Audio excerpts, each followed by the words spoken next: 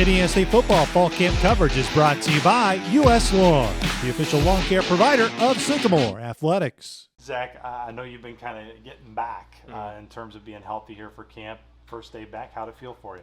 It felt good. So the start of camp, just trying to get healthy, able to get back out there. So I was able to get a couple plays in.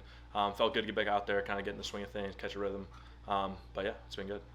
Over the last year, you were one of the guys, I want to play, want to get out there and play. How you been able to utilize the time with all these guys to not just better yourself, but better the position group over the last year? Yeah, I think, players, we're football players. We want to play football. So, that was tough, but we kind of took it in stride. Like I said, the next day we were back in there working. And I think you can see on the field during practice, everybody's fresh. The offense looks a lot more crisp than what it normally is at this time in fall camp. So, I think we kind of just take it, time to get better, work on ourselves as a team. I think it's really showing out there.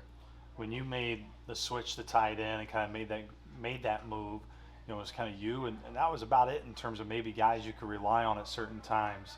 Now it really looks like the depth has grown, especially during your time here. What do you credit that to, and how would you describe the depth of this position? Yeah, I think it's just like the culture of the room. Coach Funk kind of sets a tone. Expectation is decision, similar to what Matei said. But yeah, we can throw 6 guys in there, and everybody has confidence that we know what we're doing. So yeah, really just all the reps and the kind of just the veteranness of the group. You can kind of see it out there. There's really no drop off from person to person. What's the biggest thing you yourself as a senior leader, Larkin, demand of this group each day? Just effort, and I think Coach Funk preaches that. Not everything's gonna be perfect out there, but if the effort's at 110%, a lot of things are gonna go our way, or the ball's gonna bounce our way, and that's really what we can control. Can't really control what anybody else does, but our efforts, the one thing that we control day in and day out. I think it's clear you guys as an offensive unit overall have been very clear in wanting to be physical, and that's a word that gets used a lot. I know Coach Switch talks about the offensive line about straining the finish.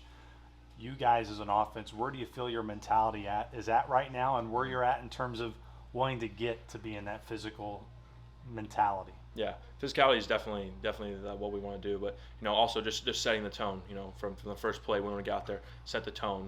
Kind of just impose our will on the defense. And I don't think we're gonna be able to run for 200 yards every game. That'd obviously be nice. But that's kind of our mentality. If it's not there, then we got a lot of playmakers on the outside that we can make plays like that. You guys do so many different things, so it's not necessarily fair to point to like one statistic over another. But I remember it was like halfway through the season where I think maybe there was only maybe 1 or 2 receptions by a tight end at that point.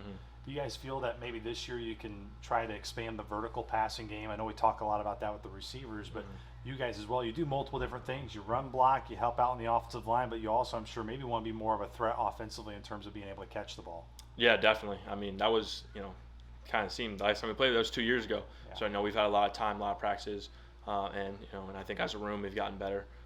So it's definitely something that we want to add on to. But yeah, it's not just the one thing that we do, but it's definitely something we look at. Who's the best TikToker in the tight end group? I'm not even going to answer that because we don't have a good TikToker, and I don't want to have a good TikToker in the room.